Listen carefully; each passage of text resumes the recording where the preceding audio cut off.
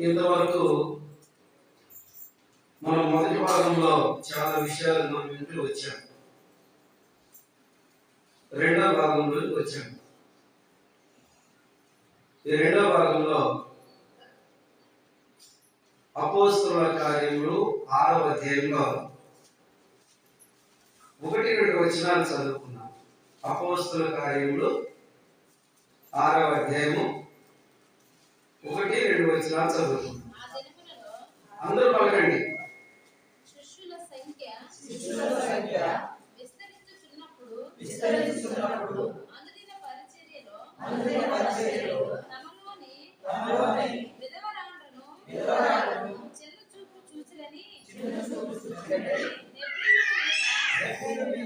Greek భాష మాట్లాడు యూదులు సనుగసాగిరి.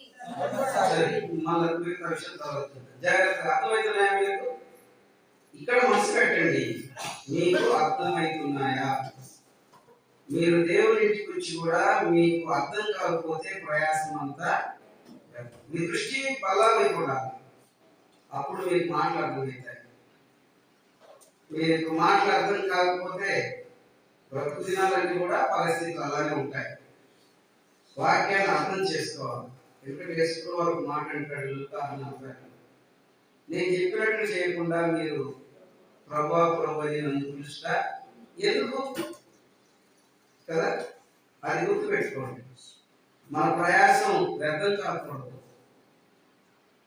ఇక్కడ ఆ దినాల్లో 6 దినాల్లో యేసు ప్రభువారు వెళ్ళిన తర్వాత ఆయన ఏర్పాటు చేసుకున్న శిష్యులు పనిచేస్తూ ఉన్నారు.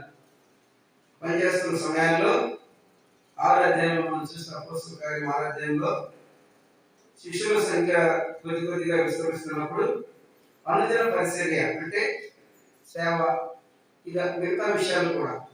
పరిచర్య అంటే చాలా రకాలైనటువంటి ఉంటాయి. నీళ్ళిచ్చే దగ్గర నుంచి, కసులు కొట్టే దగ్గర నుంచి, సాపలు వచ్చే దగ్గర నుంచి కదా.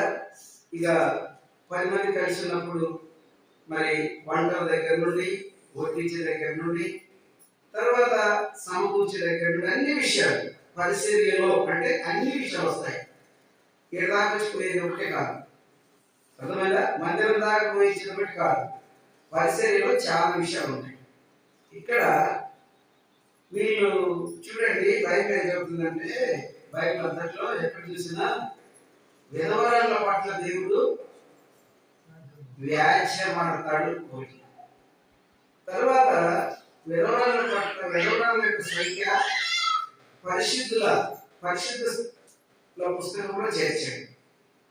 విధవరాలు అన్నవారు ఎలా ఉంటారంటే, లూకా సువార్త 2వ అధ్యాయంలో ఒక ఆమె ఉంది.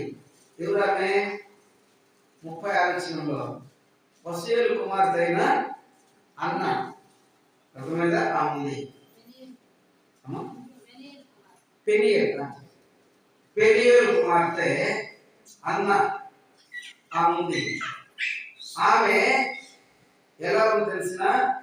పెళ్ళితో 8 సంవత్సరాలు. అమ్మా సరే, మంచిది. ఒక అక్షరం నేను సంవత్సరం నేను పే చేసిన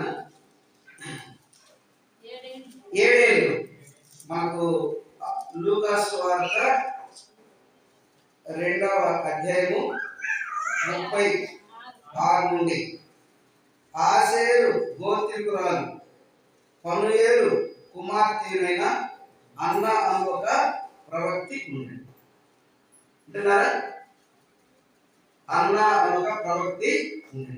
ఆమె కన్యత్వం మొదలుకొనంటే పెళ్లి అయిన దినం నుంచి భర్త చనిపోయేంత వరకు ఇక్కడ సరిపోడు ఇచ్చాడు. ఇదేంటంట? 7 ఏళ్ళు కన్యత్వం మొదలుకొని 7 ఏళ్ళు పెనిమిటితో సంసారం చేసి బహుకాలం గడిచినది. చూడండి ఎంతమ్మా, బహుకాలం గడిచింది. తర్వాత కూడా ఇచ్చాడు సంఖ్య. ఏం రాశాడంటే బహుకాలము గడిచినదై 84 సంవత్సరములు దేవాలయం విడవక ఉపవాస ప్రార్థనలతో రేయింబవళ్ళు సేవ చేయిస్తుండెను. ఈమె పరిశుద్ధుల సంఖ్యలోనికి అర్హురాలు.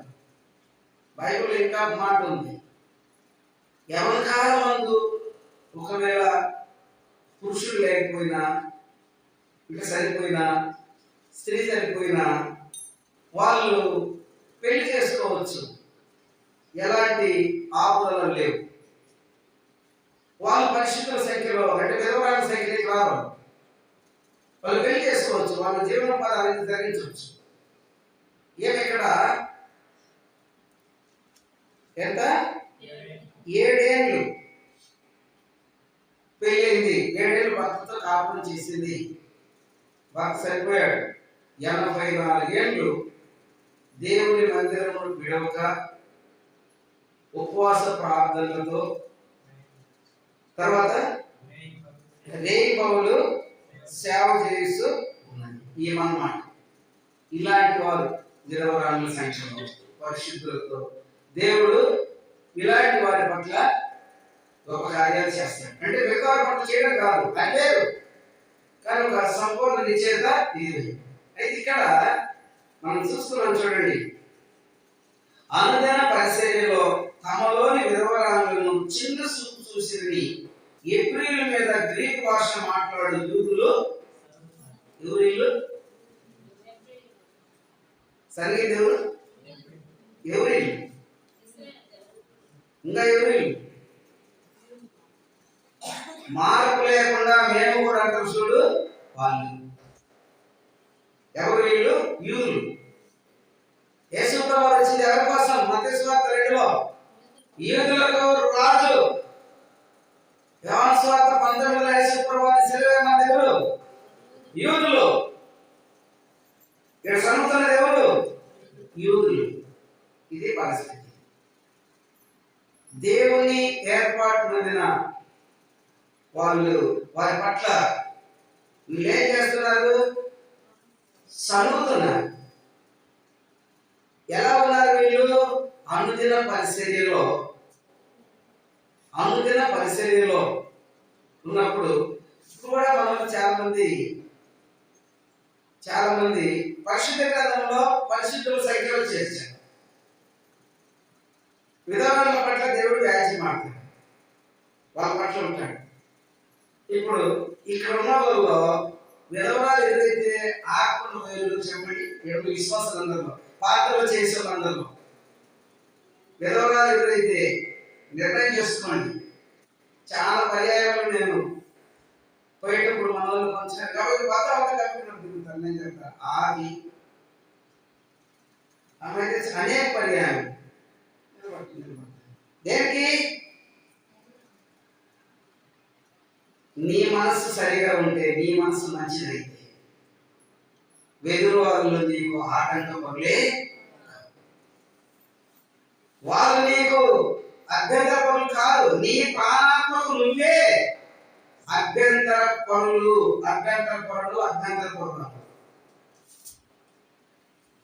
ఇక్కడ జాగ్రత్తగా గుర్తించండి. సన్నుతున్నాను. ఆ రోజు యేసు ప్రభు వారి మీద జరిగారు, ఈ రోజు విశ్వాసం మీద కూడా సన్నుతున్నారు. అర్థమవుతుందా?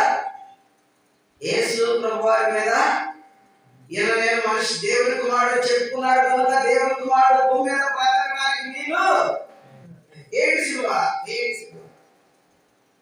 అది పాపమయ్యా. మీరు మాట్లాడేది పాపము, మీరు మాట్లాడేది సరికాదని పిల్లలు ఎంత ప్రయత్నం చేసినా కూడా వాళ్ళు ఏమంటారు? మాకేమి పని లేదు, ఆ పాపము మా మీద మా పిల్లల మీద ఉంటది, నీకన్నా అవసరం, నువ్వు మాత్రం శివకు అప్పగించాల్సిందే. సనుగుళ్ళు వారికి ఆకలే తెలిసెను. నీ ప్రాణాత్మకు నీ అనుమానం, నీ ప్రాణాత్మకు నీ అవిధేయత, నీ ప్రాణాత్మకు నీ బలహీనత నష్టం కాకుండా చూసుకోవాలని ప్రభు గారు మనం చేస్తున్నాను. ఇక్కడ రాయండి, ప్రార్థన చేసుకొని బయలుదేరండి. ఇంకేమాత్రం సందేహాలు వద్దు. కాకులు కుక్కలు పిల్లులు బల్లులు కాదు మనకు, మార్గాన్ని సరళపరిచేది. రాయబడింది బైబిల్ సామెత గ్రంథం, నువ్వు లోబడము ఆయన నీ మార్గమును సరళపరచును. సరే, ఇక్కడ అసలు కారణం ఏంటి? అనుదిన పరిస్థితి ఏంటి అర్థమవుతుందా? సణుగుతున్నాను, సణుగపడకూడదు. అప్పుడు ఒక మాట అంటే సంఘం మీద పని చేసే వారి మీద సరిగారు. కనపడుతుందా? మీ అందరికి అర్థమైంది కదా, సరిగారు. అప్పుడు 12 మందిలో అపోస్తలుడు తమ యొద్దకు శిష్యుల సమూహమును పిలిచి, మేము దేవుని వాక్యం బోధించడం అని ఆహారం పంచిపెట్టుట యుక్తం కాదు. అర్థమైందా? వాళ్ళు ఏమంటారు?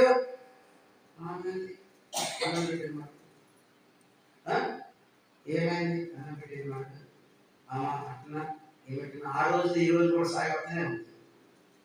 వద్దు. అలాగేనా యేసు ప్రభువు వారు మనల్ని ఒకసారి ఎంచుంటే మనం దారు వచ్చామా? ఆయనకు లేని కుతంత్రాలన్నీ మనం కలిగించుకుంటాం.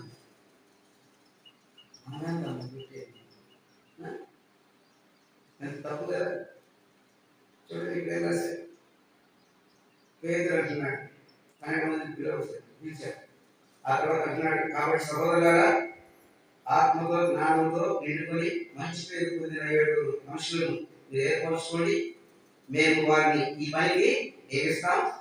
అయితే మేము ప్రార్థనలు వాక్య పరిశీలనలు ఎడతెగక ఉంటామని చెప్పారు. ఈ మాట జనసమూహం అందరికీ ఇంకా వాళ్ళు ఇల్లు అంటారు లేదు, ఇలా అల్లామే ఏమే ఉండదు. అక్కడ ఏం రాశాడు? మంచి. ఇప్పుడు సంఘంలో ఉన్న తర్వాత ఎట్లుండాలంటే, దేవుడు తిరిగిన తర్వాత ఒకప్పుడు మంచి కాదు మనం. ఎవరు మంచి? ఒకప్పుడు ప్రభు దగ్గరికి వచ్చినాక ఆ మంచి అంతా మనలో కనిపించాలి. ఎవరికి వాళ్ళే కాదు, మళ్ళీ ఎవరికి వాళ్ళు చెప్పుకుంటే సరికాదు. బైబిల్ చెప్తుంది, మనం చూస్తారు, మనకు ఉంటారు. చూడండి, ఎందుకంటే అపోస్తల కార్యంలోనే థియేటర్ ఒకటే 1:8 అయినను మీ మీదికి వచ్చినప్పుడు మీరు శక్తి పొందెదరు కనుక మీరు యెరూషలేములోను ఎక్కడంట? యెరూషలేము అంటే సంఘం. ఈ సంఘంలో నీ పని, నీ బాధ్యత, నీ ప్రయాసం ఒక సాక్షిగా ఉండాలి. అర్థమైందా? దేవుని ఏర్పాటు కలిగి ఉంటే, దేవుని ఏర్పాటు పొందిన వారైతే యెరూషలేములో, మిగతా విషయాలు కాదు, యెరూషలేములో నువ్వు భర్త కలిగి ఉన్నావా, భర్త లేదా కాదు, దేవుని పొందిన వారందరి విషయంలో ఎవరైనా సరే చెప్పండి, ముందు యెరూషలేములో ఎవరు ఉండాలా? సాక్షి. నీ పనులు సాక్షిగా ఉండాలా, నీ క్రియ సాక్షిగా ఉండాలా. నువ్వు చేసిన పని గతించిపోయేది కాదు. ముందు యెరూషలేము నువ్వు సాక్షి అవ్వాలి, సాక్షిగా బ్రతకాలి. అది మెయి. ఇది కలిగి ఉండాలి మనం. అర్థమైందా? ఇది కలిగి ఉండాలి మనం. యెరూషలేములో తర్వాత యోదయ అంటే మార్పు లేకుండా మన ఇంట్లో ఉంటుంది. చూడండి, మార్పు లేదు. మన ఇంట్లో అందరూ ప్రార్థన పోయేలా అందరూ మారుతున్నారు. మన ఇంట్లో మార్పు లేదు. వాళ్ళ దగ్గర నీ సక్కపాటు, నీ కుదురుపాటు, నీ సిద్ధపాటు, నీ పరిశుద్ధత, నీ మంచితనం వాళ్ళ కనపడాలి. ఏమే కాదు, మన ఇంట్లో మార్పు లేదు ఉంటారు కదా, వాళ్ళ దగ్గర కనపడాలా. వాళ్ళే యూదులు, యేసయ్యను సిలువేసిన వాళ్ళే. నిన్ను కూడా ఏలు పెట్టి 16 సార్లు చూపిస్తారు, నీ మీద నేరం పెట్టుకుంటారు. అయినా ఆయన మరణమైనంతకు నోరు తెరవలేదు. నీవు నేను నోరు తెరవడానికి వీలు లేదు. ఇది సాక్ష్యం అంటే. సాక్ష్యం అంటే ఇది. అంతకు మించి సాక్ష్యం లేదు. మిగతా లోకానుసారమైన సాక్ష్యాలు, శరీరానుసారమైన సాక్ష్యాలు, నీ హోదాన్ని బట్టి, నీ రంగును బట్టి, నువ్వు తిన్నదాన్ని బట్టి సాక్ష్యాలు అయ్యి బైబిల్ దగ్గర అవసరం లేదా? ఈ బైబిల్ కోరపడడం లేదు.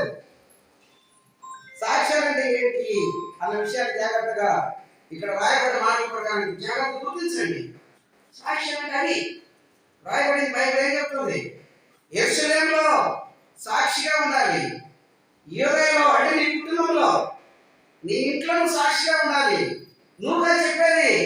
సామెతలు 27:2 ఉంటుంది.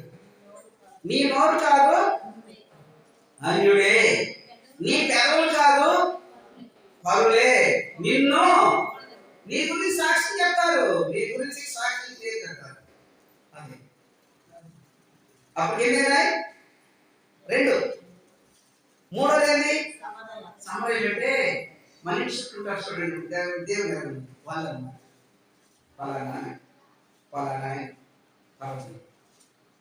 అర్థమవుతుందా? కలిగి ఉండాల్సింది లేదు, ఉండకూడదంతా కలిగి ఉన్నాను. మనిషి కలిగి ఉండాల్సింది లేదు, ఉండకూడదంతా కలిగి ఉంటున్నాను. అర్థమవుతున్న మాటలు 3 అయినాయా? 3. 1 యెరూషలేము అంటే సంఘం, 2 యూదయ నీ ఇల్లు, 3 సమరయ, 4 భూదిగంధం కదా. అంటే మనం లేనప్పుడు, ఇప్పుడు అక్కలేదు, ఆమె గురించి చాలా కాలం ఎదుట ఆగదుగా, చాలా కాలం దాకా మనం ఉన్న రోజులు ఉంటుంది ఆ సాక్ష్యం.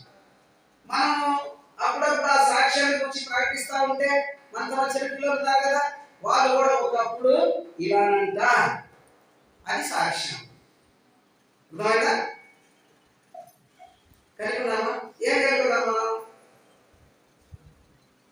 సనుగులు కలిగి ఉన్నామా? సనుగులు వద్దు. నీ ప్రాణాత్మకది చాలా హానికరం. సనగకయు సందేహించకయు కదా. వారానాడు సనిగి సంహారకుని చేత నష్టపోయాడు. కాబట్టి ప్రభుత్వ జాగ్రత్త విషయాలు గుర్తించండి. ఇది ఒకరి కదమ్మా, అయ్యా ఒకరి కాదు, సంఘానికి. ఇది ఎక్కడ జరుగుతున్న సంభాషణ? ఎక్కడ? అపోస్తలుల కార్యాలు జరిగిన సంభాషణ ఎక్కడ? ప్రభువైన యేసుక్రీస్తు వారు సిలువ వేయబడ్డది ఎక్కడ? సంఘం దగ్గర, మధ్యలో సంఘం కోసమే. ఆయన దేని కొరకైతే బలయ్యాడు, ఆ సంఘంలో క్రియలు చూడండి ఎలా ఉన్నాయి. అదే సంఘంలో మనం ఉన్నాం. ఎలా ఉన్నాము అది గుర్తించాలి. ఎలా ఉన్నాం మనం అది అడగాలి. తర్వాత ఇంకేం చేస్తాడు ఇక్కడ చూడండి, ఒక మాట చెప్పాడు 7వ వచనంలో, దేవుని వాక్యం ప్రబలమై శిశువుల సంఖ్య యెరూషలేములో బహుగా విస్తరించింది. మన మార్పుకు తగిన పని మన దగ్గర నుంచి ఇంకొక మనిషికి వెళ్ళిందా? ఇక్కడ ఉన్నవారందరూ మన మార్పుకు తగిన ఫలితం మనలో నుంచి ఇంకొక మనిషికి వెళ్ళిందా లేదా? మరి మనం ఇప్పుడేమో ఎలా ఉన్నాను? ఏదో ఒక కొరతలో ఉన్నాను. కొరతలు ఎప్పుడు తీర్చుకుంటాం? కొరతలు? సంఘం ఇక్కడ చేస్తున్న పని మనం ఎప్పుడు చేస్తాం? కొరతలు దిద్దుకోకపోతే పని చేయలేదు. కొరతలు దిద్దుకోవాలి. చూడండి ఏం రాశాడు? దేవుని వాక్యం ప్రబలమై శిశువుల సంఖ్య యెరూషలేములో బహుగా విస్తరించింది. మరియు యాజకులలో అనేకులు విశ్వాసములకు లోబడి, యాజకులు యాజకులు అంటే ఎవరు? మారు మనసు పొందనోళ్ళు కాదు, అప్పుడప్పుడు పొందలు కాదు. నేను కూడా అని అనుకుంటా ఉంటారు. చూడండి, యాజకులు అంటే యాజకత్వం చేసేవారు. పాస్టర్లు, సేవకులు పాస్టర్లు. సేవకుడు అంటే ఇంకా పరిపూర్ణుడు. సేవకుడు అంటే పాస్టర్లు, యాజకులు అంట ఈ విశ్వాసంలో అప్పుడు పడ్డారంట. అప్పుడు దాకా వాళ్ళందరూ యాజకులే, పాస్టర్లే. అంటే ఇప్పుడు మన విశ్వాసం ఉన్నాం కదా, ఇప్పుడు ఆ యాజకుల సంఖ్యలో మనం తీసుకుందాం, మనం అక్కడ పెట్టుకుని ఇంతకాలం నేను అంటే పేరుకే బ్రతుకుతున్నాను, అంతేగాని క్రియతనే బ్రతకడం లేదు అని గుర్తించాలి. ఎరగాలి. వీళ్ళు యాజకులు వాక్యానికి విశ్వాసానికి లోపడ్డారంట. అంటే అప్పుడు దాకా ఏం చేస్తున్నారు వీళ్ళు? యాజకులై కూడా దేవుని చిత్త ప్రకారంగా లేదు. ఇప్పుడు మనం ఉన్నామా? దేవుని చిత్త ప్రకారంగా వాక్యానికి క్రియకు మనం లోబడున్నామా? లోబడడం అంటే ఏంది?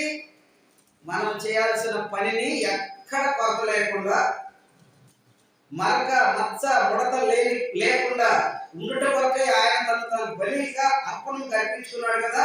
ఆ అర్పణ కొరకు మనం సంపూర్ణంగా పని చేయాల్సి ఉంది. ఇది గుర్తుపెట్టుకోవాలి. ఎవరు వీళ్ళు? యాజకులు 19 ఉన్నారు, తర్వాత యూదులు ఉన్నారు, ఆ తర్వాత శిష్యులు ఉన్నారు. యూదుల్లో నుంచి యాజకులు బయటకు వచ్చారు, కానీ సరైన స్థితిలో రాలేదు. పేరు పెట్టుకొని జీవిస్తూ వచ్చారు. అక్కడ చూస్తే యూదులు అంటే ఈరోజు మార్పు లేని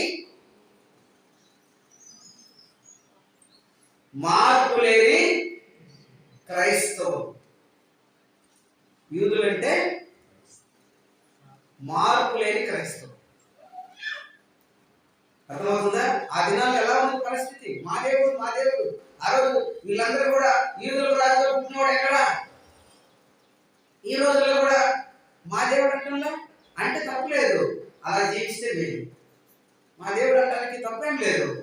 నా దేవా నా ప్రభువా అని మన పితరులు ప్రార్థన చేశారు. మనం మా దేవుడు అంటానికి ఎలాంటి సందేహం లేదు. కానీ మనం అలా ఉన్నాము లేదు, అది కావాలి, అలా ఉండాలి. కాబట్టి ప్రభుత్వ చూశారు కదా, పరిశీలన చేయని వారిలో యూదులు సనుగుతూ వచ్చారు. అంటే సనిగారు అంటే మార్పు లేని వారు అని దాని అర్థం. ఆత్మశక్తి నింపబడేవారు కొన్ని మంచి కార్యాల్లో ఉన్నారు. 4 సాక్ష్యాలు కలిగిన వారు మంచి కార్యాలు చేస్తూ ముందుకెళ్ళారు. మరి మనం ఎప్పుడు చేద్దాం మంచి కార్యాలు? 4 సాక్ష్యాలు అయితే ఉన్నాయి. ఇప్పుడు ఆత్మశక్త అక్కడ బాప్తిసం ద్వారా పరిశుద్ధాత్మను పొందిన వారు 4 స్థలాల్లో సాక్షిగా ఉండాలంట. 4 స్థలాల్లో చెప్పారు, విన్నానుగా. 4 స్థలాలు అంటే ఏంటి చెప్పండి అమ్మా?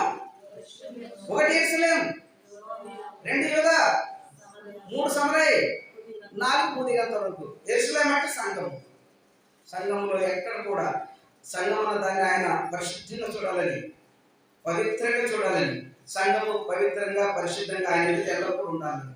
అట్టి సంఘంలో నీవు నేను ఒక అవయవం అయి ఉన్నామే. ఈ అవయవం ఎట్లుండాలా?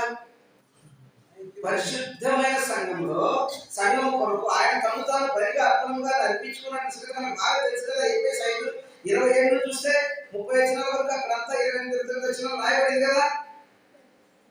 అట్టి సంఘంలో నీవు నేను ఒక అవయవం అయ్యానే. అవయవం అయి ఉండబట్టే ఆయన శరీరంలో ఆయన రక్తంలో భాగం పొందుతున్నాం కనుక మనం ఈ 4 ప్రకారాల సాక్ష్యం కలిగి ఉంటాము. అది మనకు దేవుడిచ్చిన గొప్ప భాగ్యము. అంతేగాని సరిగేది భాగ్యం కాదు. నీ నా ప్రాణాత్మకు హీన స్థితిని కలిగిస్తుంది, నష్టం చేస్తుంది. వాటికి అవకాశం ఇవ్వకండి. దేవుని సన్నిధిలో మనము పరిశుద్ధులుగా, నిర్దోషులుగా, నిష్కలంకులుగా. ఇప్పుడు ఇర్మియా గ్రంథంలో చాలా పాలన చెప్పుకుంటాను నేను.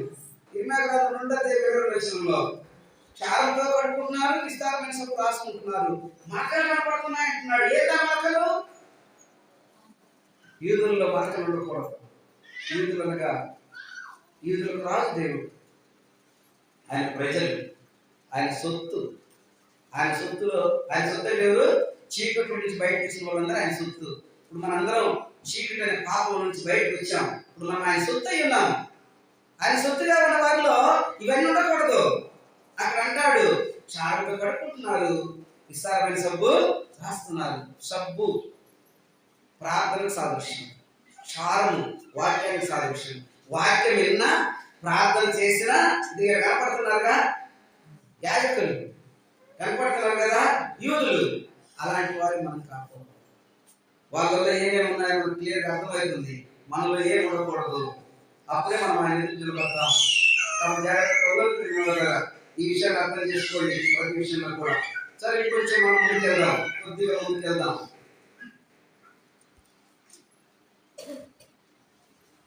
ఇప్పుడు పరిచయ విషయాల్లో విన్నారు కదా. మనము 16వ అధ్యాయంలో చూద్దాం. అపోస్తలుల కార్యములు 16వ అధ్యాయం.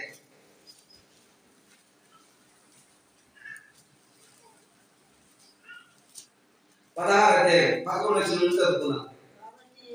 కాబట్టి మేము త్రోయను విడిచి ఓడ ఎక్కి తిన్నగా సముద్రకేపును మరునాడు నేపొలికిని అక్కడ నుండి ఫిలిప్పీకి వచ్చి మాసిదోనియా దేశంలో ఆ ప్రాంతంలో అది ముఖ్య పట్టణం, రోమీయుల ప్రవేశస్థానమై ఉన్నది. మేము కొన్ని దినములు ఆ పట్టణంలో ఉంటుంది. విశ్రాంతి దినమున గడ్డి దాటి నది తీరంలో ప్రార్థన జరుగునందుకొని అక్కడికి వచ్చి కూర్చుండి అన్నాడు. ఎవరు? పౌలు ఆయనతో కూడిన సహోదరుడు, ఆయనతో కూడిన చెప్పని. ఇక్కడ మనం చూస్తున్నాం, వచ్చి కూర్చుండి కూడి వచ్చిన స్త్రీలతో మాట్లాడుతుంటివి. ఇంటర్మా మైన మాటలు ఏమంటున్నాడు? కూడి వచ్చిన స్త్రీలతో మాట్లాడుతుంటివి. మరి స్త్రీలు ఎప్పుడు వచ్చారు? పురుషులకు రాకపోయారు. ఆ ప్రాంతాల్లో కంట ఇంతకుముందు మన కనిలో సిఏ ఆయన భార్య మంచి సేవకులు నన్నమారు ఒకసారి వచ్చారు. అప్పుడు వచ్చిందాన్ని వచ్చేది ఒక 2 నెలలలో అప్పుడు ఆమె వచ్చింది. లిస్టు అంటే దాదాపుగా నేను ఎంతవరకు అంటే దేవుడు నాకు ఇచ్చిన బైబిల్ వరకే నేను చదువుకుంటా ఉంటాను. కొన్నిసార్లు కొంతమంది లిస్టులు చరిత్రలు చదువుతూ ఉంటారు, హిస్టరీలన్నీ చదువుతూ ఉంటారు. వాళ్ళు వాటి మీద ధ్యానం చేస్తున్నారు. ఎందుకంటే బాపన కుటుంబంలో పుట్టింది కదా, కాబట్టి ధ్యానం చేసింది. ఆ సందర్భం చెప్పింది అక్కడ నాకు బాగా గుర్తు. ఎందుకు స్త్రీలే వచ్చినారు అక్కడంటే, అక్కడ సముద్ర తీర ప్రాంతంలో వారు వేటకు వెళ్ళినప్పుడు మళ్ళీ తిరిగి వచ్చేది కొద్దిమంది పురుషులందరూ ఆ విధంగా లోకాన్ని ఇచ్చిన తర్వాత నీళ్ళే దేవుడు స్త్రీలే. అక్కడ స్త్రీలు ఎక్కువ శాతం ఉంటారు. ఇక్కడ కూడి వచ్చిన స్త్రీలతో మాట్లాడుచుంటుంది. అప్పుడు లుదియా అను దైవభక్తి గల ఒక స్త్రీ పిలుచుడెను. ఆమె ఉదాహరణ పొడి అమ్ము తుయదేర పట్టణం వస్తున్నారు. ఆమె హృదయమును ప్రభు తెలిసిన కనుక పౌలు చెప్పిన మాట ఎందుకు లక్ష్యం ఉంచెను. విన్నారా? వాళ్ళందరూ మాట్లాడుతున్నారు. స్త్రీలు వచ్చి కూర్చున్నప్పుడు పౌలు చెప్తా ఉన్నాడు మాటలు, వాక్యం చెప్తా ఉన్నాడు. ఇక్కడ ఏం రాయబడింది? జాగ్రత్తగా వినండి ఈ మాటలు. అప్పుడు లుదియను దైవభక్తి గల ఒక స్త్రీ పిలుచుండెను. ఆ తర్వాత ప్రభు ఆమె హృదయమును తెలిసిన కనుక పౌలు చెప్పిన మాటలు ఎందుకు లక్ష్యం ఉంచెను. దీని అర్థం ఈ విషయాన్ని మనం బాగా అర్థం చేసుకున్నాం. పౌలు చెప్పిన మాటలు ఎందుకు ఆమె లక్ష్యం ఉంచెను కనుక ఆమె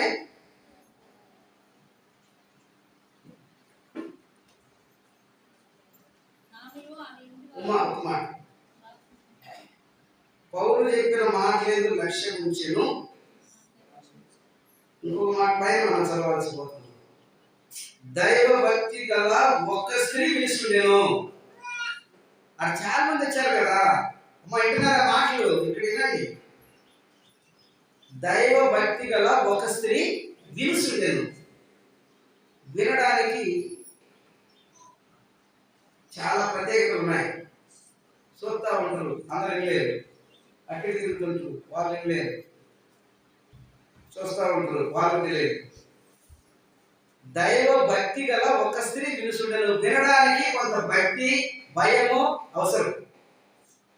ఇప్పుడు యెషయా గ్రంథం 66:2 అంటాడు, నా మాట విని ఎవరైతే భయపడుతుంటాడో వారి మీద నా దృష్టి ఉంటుంది అంటాడు. అట్లనే వినడానికి ముందు దైవభక్తి గల ఒక స్త్రీ వినుసుండెను. దేవుని యందు చాలా భక్తి కలిగినటువంటి స్త్రీ వినుసుండెను. ఆ తర్వాత ఏం రాయబడింది? పౌలు చెప్పిన మాట యందు లక్ష్యం ఉంచెను. చాలా మంది చాలా దినాల నుంచి వింటా ఉంటారు. వాళ్ళ జీవితాల్లో మార్పు ఉంటారు. పౌలు చెప్పిన మాట యందు లక్ష్యం ఉంచెను. ఆమె ఇంటి వారందరూ బాప్తిసము పొందడం జరిగింది.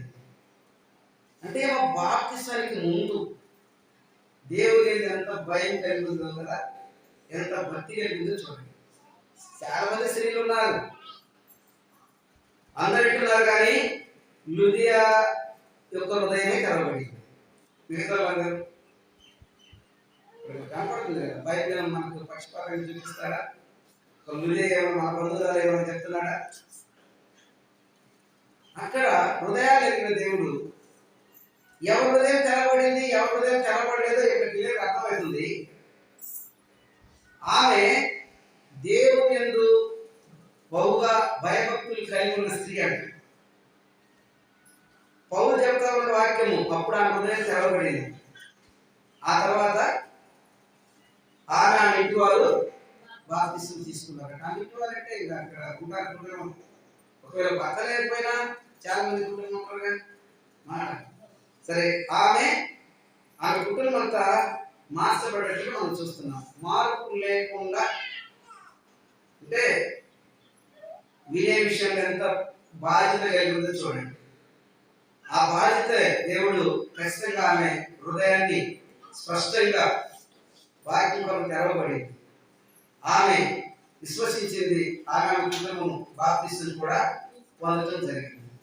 ఈ దినాల్లో వింటా ఉంటారు, చాలా దినాలు వింటూ ఉంటారు. అంతే, వాళ్ళ జీవితంలో మార్పు తగిన ఫలం కనిపించదు.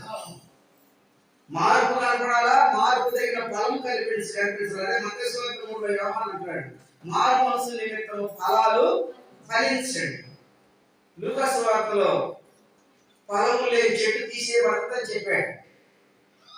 13:2-3 అన్నాడు, మీరును మారకపోతే వారి వలె నష్టపోతారని శిష్యులు చెప్పాడు. శిష్యులు వచ్చి వేరే సందర్భాన్ని అక్కడ చెప్తారు యేసుప్రభు వారికి.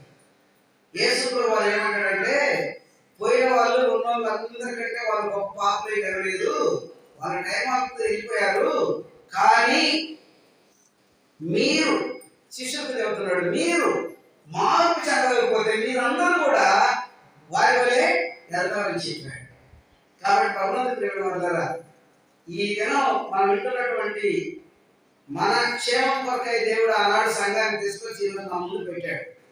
అదే సంఘంలో ఆయన దేని కొరకైతే ఎదురు చూస్తున్నాడో, దేని కొరకైతే త్యాగం చేశాడు, దేని కొరకైతే ఆయన తను అప్పగించుకున్నాడు, ఆ సంఘంలో నిన్ను ఒక అవయవంగా ఏర్పాటు చేస్తున్నాడు.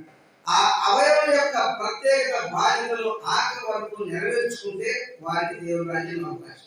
ఎందుకంటే మత్తయి సువార్త 5వ ఎప్పుడు వచ్చింది అంటాడు, తెలుసు కదా మీ అందరికీ. ఏముంది, తీయకుండా చెప్పండి, తీసి చెప్పేది అన్ని నేర్పులు కాదు. పెదవులు వెళ్తే నా సొప్పు నోట రాని ఆత్మ విషయమై దీనులైన వారు ధన్యులు, పరలోక రాజ్యము. మత్సలు రాశారు 8వ గ్రంథంలో, మత్సలు, పొడలు, కలంకాలు ఇవి కలిగిన వారు కాదు, ముడతలు మత్సలు కలిగిన వారు కాదు పరలోక రాజ్యానికి. ఆత్మ విషయమై దీనులైన వారు ధన్యులు, వారు దేవుని రాజ్యం, పరలోక రాజ్యంలో వారు వారసులు, పరలోక రాజ్యం వారి. కాబట్టి ప్రభుత్వ ఏమైతే మనం ఇంటికి వచ్చామో ఈ విషయాలు జాగ్రత్తగా గుర్తు పెట్టుకోవాలని ప్రభు పేర మనం చేస్తున్నాం. రాయబడింది ఇక్కడ మనం చూసే 10వ వచనంలో, ఆమె ఆ ఇంటి వారందరూ బాప్తిసం పొందినప్పుడు ఆమె ప్రభువునందు విశ్వాసం కలగాలని మీరు నేర్చితే నా ఇంటికి వచ్చి ఉండని మమ్మను బలవంతం చేసిందని పౌలు గారు చెప్తున్నాడు. నిజంగా నేను దేవుని బిడ్డగా మీరు గుర్తిస్తే, ఎరిగితే మీరు మా ఇంటికి. ఈ మాట మనము ఎక్కడ చాలా తక్కువ చూస్తాం. సరేదన్నా సమయం ఉంటే రండి అని అంటారు కొంతమంది. సర్లే దేవుడు సమయం కేడిపోతాడు, ఇంకోసారి చూద్దామని కొంతమంది అంటారు. అసలు మా ఇంటికి వచ్చి ఉండుడి, మా ఇంటికి రండి అని పిలిచే పిలుపు మనుషులకు చాలా దూరంగా ఉంది ఈరోజు. కారణం ఏంటి? లుదియా యొక్క విధానాలు లేవు, వాక్యం కలిగి లేదు, సాక్ష్యం కలిగి లేదు. ఈరోజు పరిశుద్ధ గ్రంథం ఉంది అంటే మామూలైన పరిస్థితి కాదు. మరి మనకు కూడా పరమందు 2 గ్రంథాలు ఉన్నాయి, ఒకటి వేరే గ్రంథం, ఒకటి జీవ గ్రంథం. జీవ గ్రంథమందు రాయబడ్డట్టు కనపడకపోతే వేరే గ్రంథంలో ఉంటుంది. జీవ గ్రంథంలో రాసినట్టు కనపడకపోతే వేరే గ్రంథంలో ఉంటుంది. ఆ గ్రంథంలో ఉన్న పేర్లు ఆ దానికి సిద్ధపాటు వాళ్ళు పొందుతారు. కాబట్టి జీవ గ్రంథంలో మన పేరు రాయబడాలంటే భూమి మీద మనం నిజమైన క్రియ కలిగి ఉంటే మన పేరు అక్కడ రాసుకుంటాడు. అక్కడ రాస్తాడు. 24 పెద్దలు ఉన్నారు, ప్రతి వాళ్ళు పనిచేస్తున్నారు. వాళ్ళు ఊరుకోరు, వాళ్ళు నిద్రపోయారు కాదు. 24 పెద్దలు నిద్రపోయే అవకాశం లేదు. వాళ్ళందరూ రాస్తున్నారు. పాట కూడా ఉంది కదా, 24 పెద్దలతో పరిశుద్ధ గోడల సమూహంతో. తెలుసు కదా, వాళ్ళు 24 పెద్దలు అక్కడ లిస్టు రాసిస్తూ ఉన్నారు అందరి స్థితి. ఇప్పుడు ఇక్కడ మనం ఉన్నాయి కదా, మన హృదయాలను ఆయన పరిశీలన చేస్తా ఉన్నాడు. మనం ఏం చేస్తున్నామో కూడా ఆయన చూస్తా ఉన్నాడు. 2-3 ఎక్కడ అక్కడ ఉంటుండే, భూమి మీద ఆయన పరివారం ఉంటుండే మనం ఏమేమి కలిగి ఉన్నాం అన్నీ కూడా ఆయన చూసి రాపిస్తా ఉన్నాడు. కాబట్టి ప్రభుత్వ వల్ల జాగ్రత్త కలిగి ఉండాలని మనం చేస్తున్నాం. 2వ భాగంలో స్త్రీల పరిచర్య చూసారా. ఒకసారి మనం కీర్తన గ్రంథంలోకి వెళ్తే అక్కడ రాశాడు. ఏం రాస్తాడంటే కీర్తన గ్రంథం 60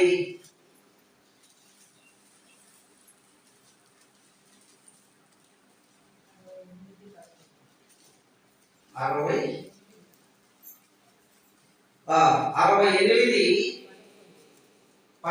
వచనం, ప్రభువు మాట సెలవిస్తున్నాడు, దాన్ని ప్రకటించు స్త్రీలు.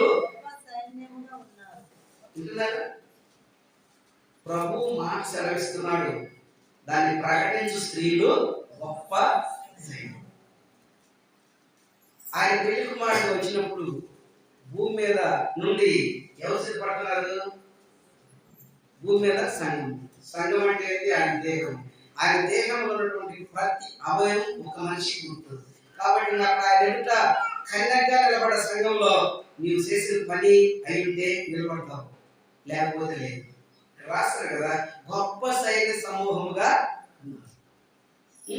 గొప్ప సైన్య సమూహంగా ఆయన మాట ప్రకటించు. ఆయన మాట ప్రకటించు స్త్రీలో ఉంది. రేపు సంఘంలో ఆయన ఎదుట అంతా ఏకంగా ఒకటిగానే ఒక కన్యక రూపంలో ఆయన ఎదుట నిలబడాల్సి ఉంటుంది. అర్థమైందా? కాబట్టి ఇందులో మన భాగం ఎంత?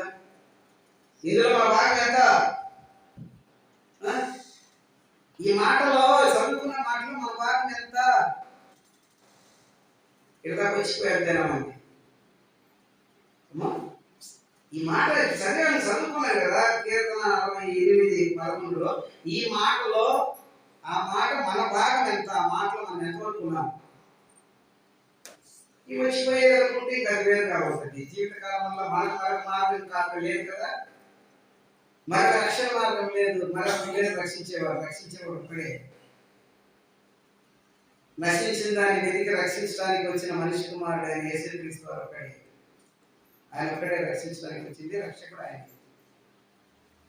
కాబట్టి ఆ మాటలు మనం ఎక్కడున్నామో ఒకసారి ఆలోచన చేసుకొని ముందుకు సాగాలని ప్రభుత్వాలు మనం చేస్తాం. ఇంకొక మాట్లాడి గురించి రాసిన పత్రిక 8వ అధ్యాయం, మొదటి కొరింథీ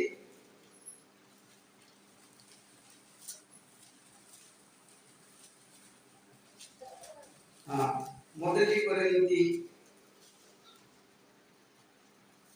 నేను చెప్తున్నాను, అప్పుడు బ్యాక్ వెళ్ళారా?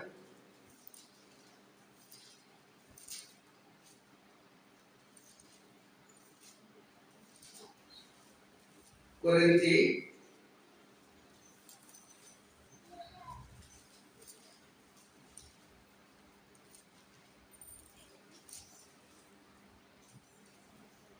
2 కొరింథీ 1 కాదు 2 కొరింథీ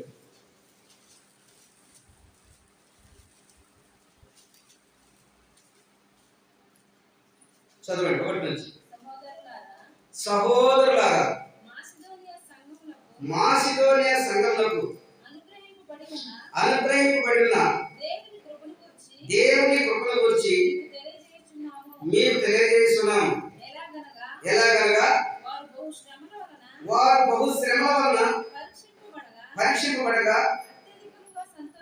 అత్యధికంగా సంతోషించిరి, మరియు వారు నిరుపేదలైనను బహుగా విస్తరించెను. వారు చేయి పనులు కానీ వారు కానీ వారి ప్రయాసం కానీ బహుగా విస్తరించింది. బహుగా వింటున్నారా?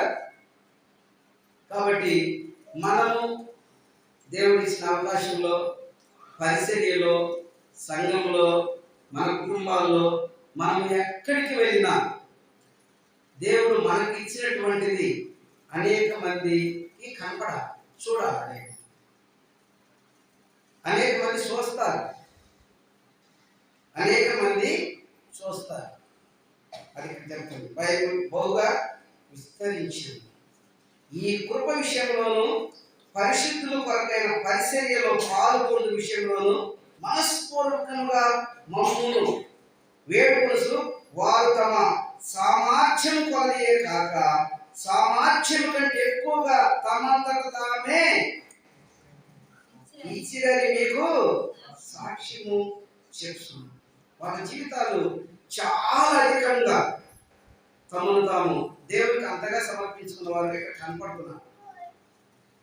వాళ్ళు చేయ పనులు చాలా గొప్ప గొప్పగా పరిశుద్ధ గ్రంథం తెలియపరుస్తాము. మనం మన జీవితాలు దేవుని మహిమ కొరకు నిజమైన జీవితం మనం కలిగి ఉండి ఆత్మచేత నిత్యము హెచ్చరింపబడుతూ